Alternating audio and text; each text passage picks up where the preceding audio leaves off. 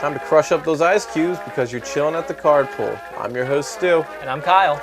And today we're taking a magic moment and we're going to be looking at our favorite house rules or house rules that you guys might be interested in incorporating in your own games. Indeed. So the reason we wanted to talk about this is because both of us have played with a lot of different play groups of Magic over the years, and a lot of different play groups have a lot of different house rules, their own little things they do to make sure the game is fun for everyone, because let's be honest, nobody wants to play a lousy game of Magic. I mean, I like winning as much as the next guy, but I want to actually, have a good challenge. Get some substance under your belt for it. Exactly. So in this case, what we have is we each came up with two rules that we like or that we've incorporated or just have seen that we would like to bring up to your guys' attention for, again, like we said, maybe it's something you'd like to consider for your games. So without dilly-dallying, I'll start us off, Kyle, if you don't mind. All right, so what's your rule? So this rule I'm calling is My Germs. And so we have right here, this is a picture of a germ token, and you'll be trying to figure out the context in a second, I'm sure.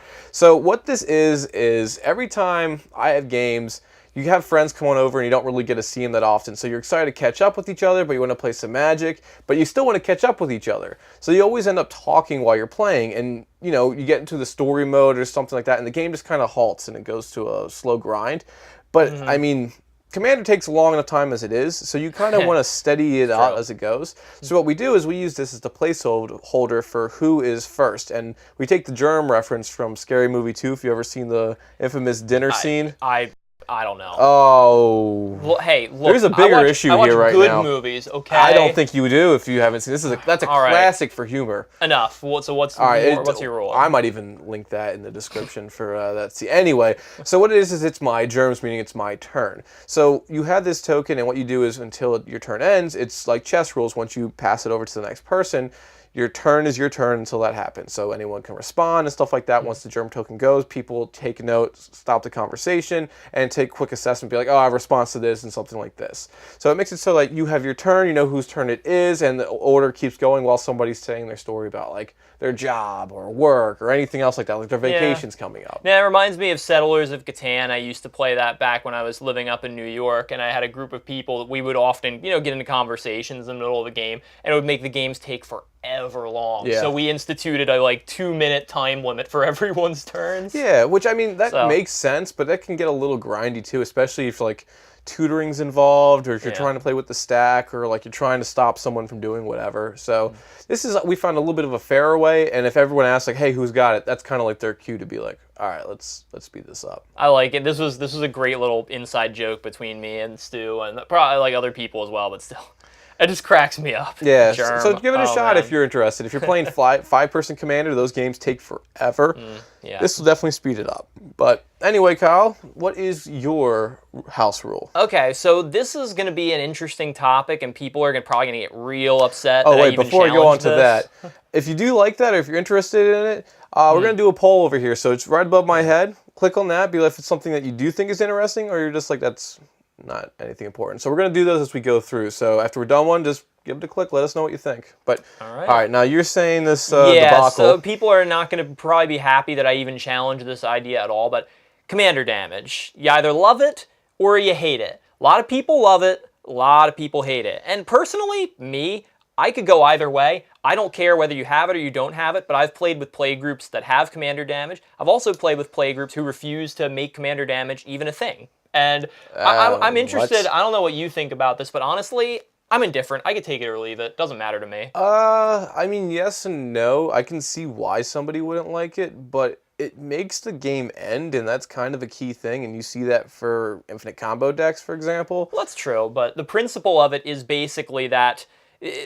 some people think that commander damage, playing with it, promotes unfair, unfun strategies, and I do kind of see that, but for me personally, I also don't mind if we don't play with it, because for me and my decks are not really those kind of decks. They're so synergy-based and relatively low power creatures and all that. You like your storm counters and stuff. Yeah, but commander damage is rarely ever a thing for me anytime I play. Well, I'm the opposite side of this coin because, well, one, commander damage has to be only through combat damage. So any of these little pinging effects, if you have a Giant Ballard Task Mage, which can go ahead and pretty much hit you for 3 or any assortment of damage right there.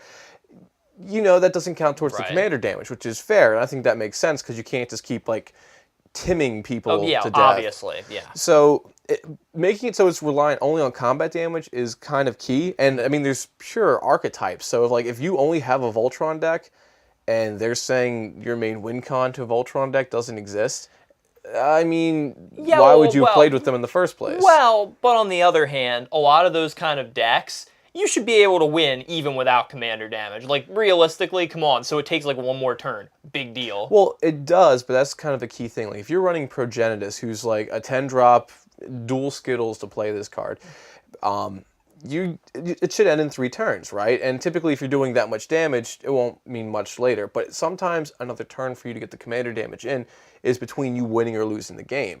So that extra time limit is, it hurts. Yeah, I don't know. Like I said, I've had games where it matters, much more where it doesn't, and honestly, I don't have anything against commander damage. I could take it or leave it. And I think, honestly, if that's the case for Voltron, people are going to start running more Infect. And not a lot of people like Infect. It ends the game quick, but I'd rather take 21 damage via battle versus 10 in a quick blink, and that's not even something that's majestic or preventable, more or less. Yeah, and poison's a whole nother issue entirely, but moving along here, if we've exhausted the subject of commander damage, what's your other house rule you want to talk So mine will about? be a little bit on the fence as yours, Kyle, Okay. but it will be a little less, and I hope so about that. Oh, also, like I said, poll's going to be in the top. Let us know, what do you think about commander damage? Do you like it? Do you hate it?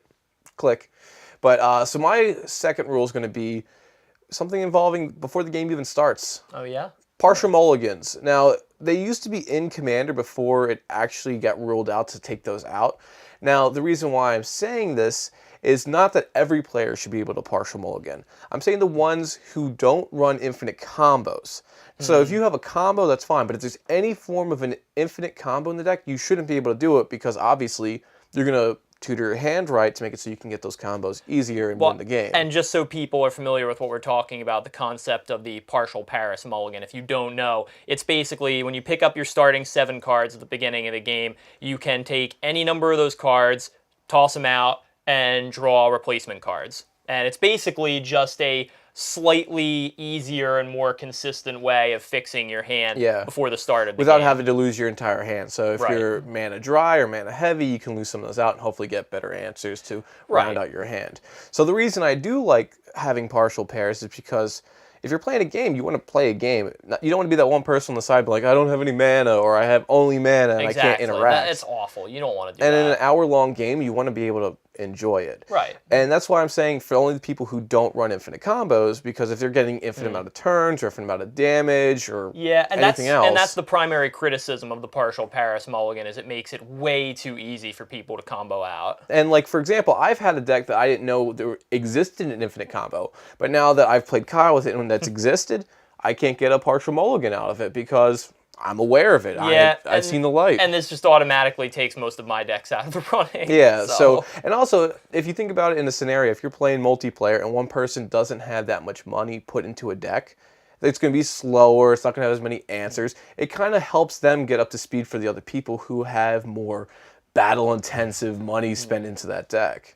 So I like it because it makes it so everyone can enter the game, everyone can have fun, and I mean, if anything, it makes it a little bit more intense because everyone has answers now, everyone's going at a good speed. Right. But I mean, you'd rather an intense game versus like, oh yeah, I just won because no one did anything. Like I said before, we want to play Magic. We all want to play good Magic, and I'm sure I speak for not everyone, but most people. You speak for you, pretty well, much. Most people in this case, when I say if I'm gonna win, I want it to at least have been a challenge, so I feel like I earned it, not just I mercilessly stomped on someone who had no chance. That's not fun. Yeah, or it's you just fun to blew up their only green source of mana, and then Yeah. they just sat there with only red or something like that. So Yeah, yeah, I agree. So yeah, I mean, partial Paris mulligan, like I said, with commander damage, I could take it or leave it, but I do like it when I can use it. It's cool. I'm totally down with that. So let us know. Do you like it, or is it for the birds?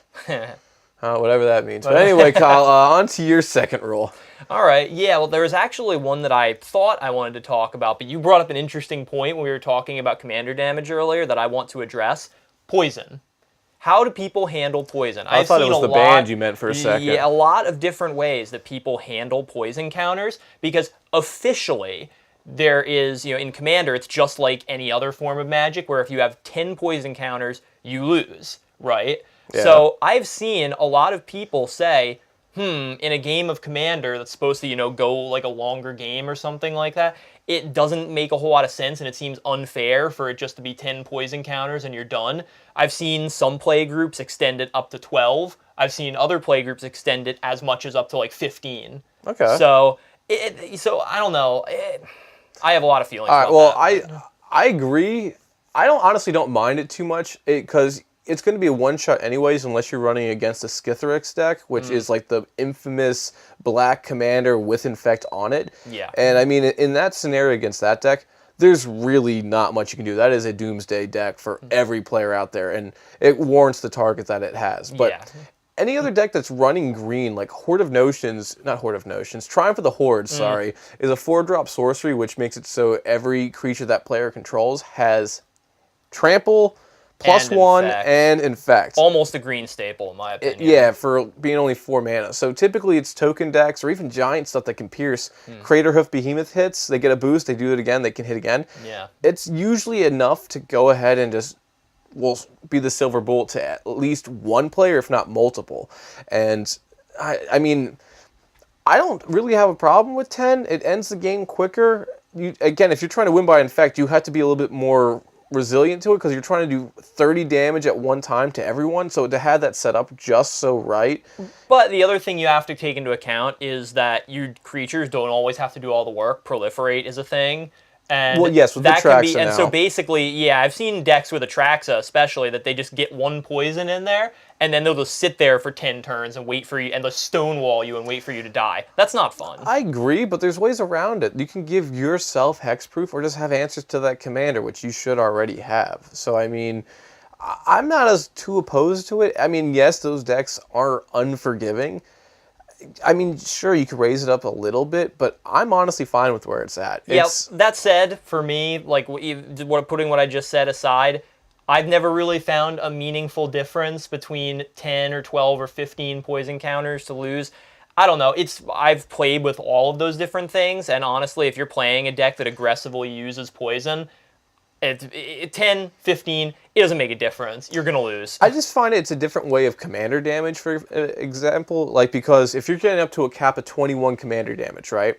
And then you have to get a cap of 10, but it can be with other creatures that aren't your commander. Like, if we take Skithiryx out of this zone, for example, and say that commander damage has to be commander damage, not infect, if you were to take that ruling off of Skithiryx right there, I mean, that deck would become a lot worse. But if they're running so much other infect with it as well, and it goes to a different counter, all right, yeah. It's again another form of commander damage if you really want to get down to the nitty gritty. Yeah, and I don't have a huge problem with poison in general. It's another completely legitimate strategy in my opinion, but a lot of people out there have very negative reaction to poison, and they see it as a kind of a cheap way out, which I get, but I don't personally feel that way. And again, if you're using creatures, your creatures are going to be a lot worse against it, but it's not any different than anything else. And if you're in a meta where you're using spell slinging, I mean, you were just as vulnerable as you were before. So take it and leave it. Yeah, but let us know. Like I said, it's going to be above me. Infect gross,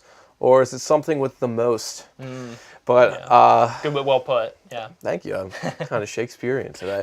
Listened to some Wu-Tang on the way to work. But anyway, that's going to conclude it for us today. Those are our 4 rules that we enjoy for Magic Moments. And let us know if you have some of your own. Put them in the comments. Reach us out on social media. Kyle, tell them where we'll see us. You can find us online, Reddit, Twitter, Facebook. We're on all of those social media platforms. And of course, you can hit us up at our email, mtgthecardpool@gmail.com, or follow us on any of these platforms at our handle, mtgthecardpool. Yep.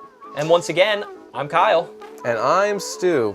And we'll see you next time at the Card Pool.